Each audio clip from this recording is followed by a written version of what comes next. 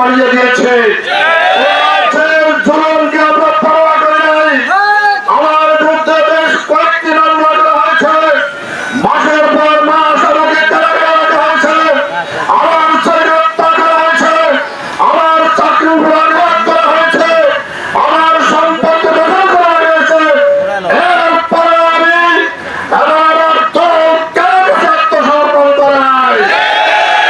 আজ আমি শাসনবাসীকে জানাতে চাই, মোস্তফা কামাল যে দল করে, সেই দল কোনো শক্তির কাছে আত্মসমর্পণ করতে চায় না। ওই দল কোনো শক্তিকে পরোয়া করে না। ওই দল পরোয়া করে কেবলমাত্র আমার পুরাণকে। আমি পরিষ্কার ভাষায় বলতে চাই, আগামী নির্বাচন হবে, ফ্রি ফেয়ার ইলেকশন হবে।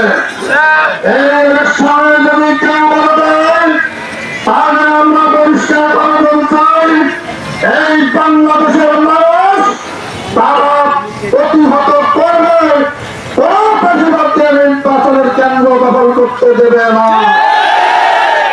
ভাইয়ের আমার, আমি সকল দলকে বলবো, জামায়াত ইসলামী আজকে বাংলাদেশের মাটিতে কাজ করেন, আপনারাও বাংলাদেশের মাটিতে কাজ করুন, কিন্তু সেটা রাজনৈতিক ভাষায় কথা বলুন, রাজনৈতিক শিষ্টাচার বজায় রেখে কথা বলুন, রাজনৈতিক শিষ্টাচার বজায় রেখে আপনারা জনগণের কাছে কাজ করুন, আমাদের কাছ থেকেও আপনারা সহযোগিতা পাবেন। কিন্তু জামায়াত ইসলামী ইসলামের ছাত্র শিবিরের পথকে বন্ধ করার জন্য কেউ চিন্তা করবেন না। ইসলামের ছাত্র শিবির আর জামায়াত ইসলামের পথকে যদি কেউ বন্ধ করার চেষ্টা করেন, তার পরিণাম কিন্তু ভালো হবে না। আর আমি আরেকটি কথা বলতে চাই, আজকে সরকার জনগণের জন্য ইউনিয়নের মাধ্যমে যে সহযোগিতা দান করে, আমি সবাইকে বলবো, জামায়াত ইসলামীকে বলবো এবং অন্যান্য রাজনৈতিক দলের নেতা কর্মীদেরকে বলবো, সরকারের নীতি অনুযায়ী সবকিছু জনগণের কাছে পুছিয়ে দেওয়ার জন্য চেষ্টা করুন। এই সমস্ত বিষয়গুলো নিয়ে কেউ তাল বাহানা করবেন না। তাল বাহানা করার পরিণাম কিন্তু ভালো হবে না। এই জন্য আমি সরকার বলতে চাই, আগামী দিনে আপনারা ঐক্যবদ্ধ থাকবেন। আপনাদের সকলকে ঐক্যবদ্ধ থাকার আহ্বান জানিয়ে আমার কথা এখানে শেষ করছি। আল্লাহ হাফেজ। তারা যদি আমাদের ভাই হতো, সন্তান হতো, তাহলে কি আমরা তাদের বিচার চাইতাম না? অবশ্যই চাইতাম। যাদের রক্তের বিনিময়ে আমরা এই স্বাধীন বাংলাদেশ পেয়েছি, সেই শহীদদের রক্তের বদলা অর্থাৎ তাদের খুনিদের বিচার নির্বাচনের আগে নিশ্চিত করতে হবে। বাংলাদেশ জামায়াত ইসলামী এবং ইসলামী ছাত্র শিবিরকে রক্ত চক্ষু দেখে অত্যাচার করে, জুলুম করে, নির্যাতন করে, ফাঁসি দিয়ে জামায়াত ইসলামী এবং ইসলামী ছাত্র শিবিরের কাজকে স্তব্ধ করতে চেয়েছিল, কিন্তু জামায়াত ইসলামী দৃঢ়তার সাথে বলেছেন, বাংলাদেশ আর অতীতের বাংলাদেশ কিন্তু এক নয়।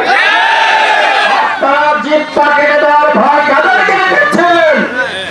জামায়াত শিবির আপনাদের চাইতে বড় ফেসিবাদের সাথে সংগ্রাম করে এই পর্যন্ত টিকে আছে।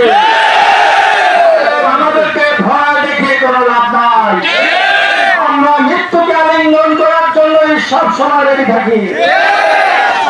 আমরা হুঁশিয়ার করে দিতে চাই, নির্বাচনী মাঠে গিয়ে যারা ভোট ডাকাতির ষড়যন্ত্রে লিপ্ত আছেন, সেই স্বপ্নে ধরছেন, জনগণ কিন্তু এবার আপনাদেরকে ছেড়ে দেবে না। কারণ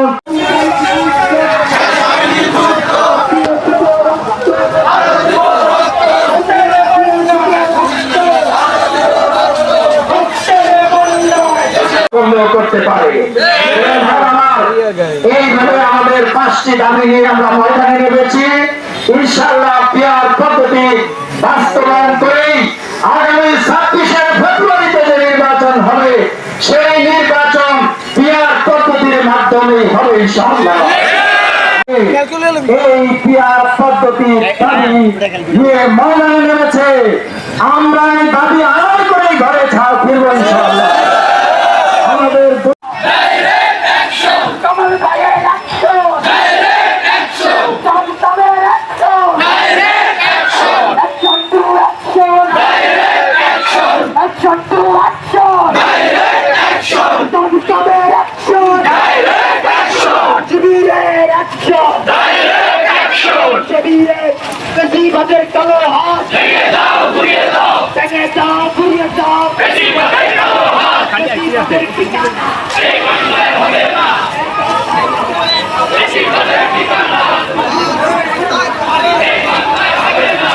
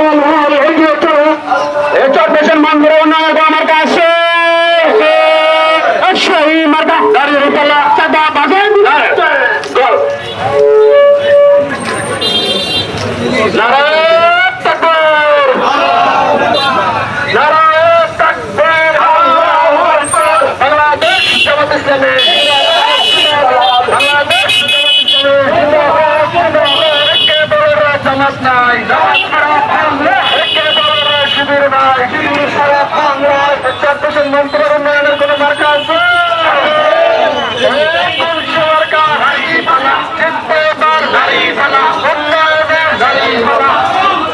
সন্ত্রাসীদের বিরুদ্ধে কোন মার্কা আছে চাঁদাবাজের বিরুদ্ধে কোন মার্কা আছে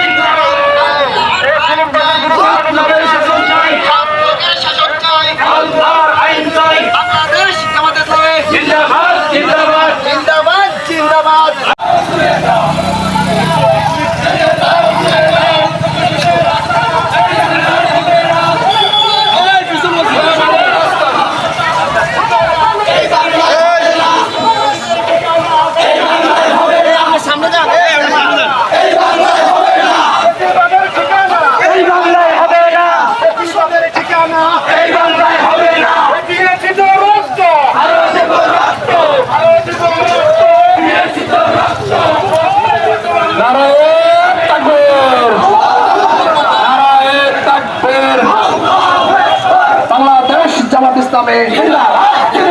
বাংলাদেশ জামাত ইসলামী একে বলে জামাত নাই একে বলে শিবির নাই একে বলে জামাত নাই সারা বাংলায় চট্টগ্রাম মন্ত্রীর উন্নয়নের কোন মার্কা আছে সেই মার্কা জিততে এবার খুনিদের বিরুদ্ধে সন্ত্রাসীদের বিরুদ্ধে কোন মার্কা আছে কোন সে মার্কা জিততে এবার সংসদে কামাল ভাইয়ের ইনশাআল্লাহ কামাল ভাইয়ের সংসদে ইনশাআল্লাহ ইনশাআল্লাহ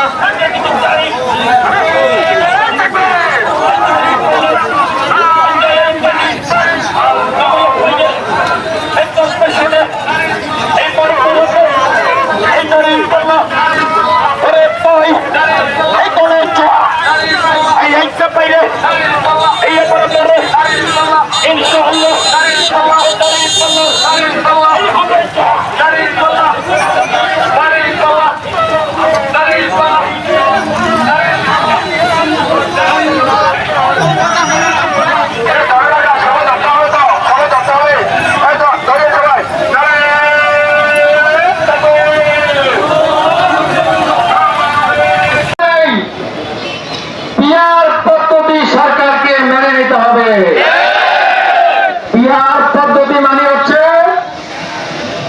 প্রফেশনাল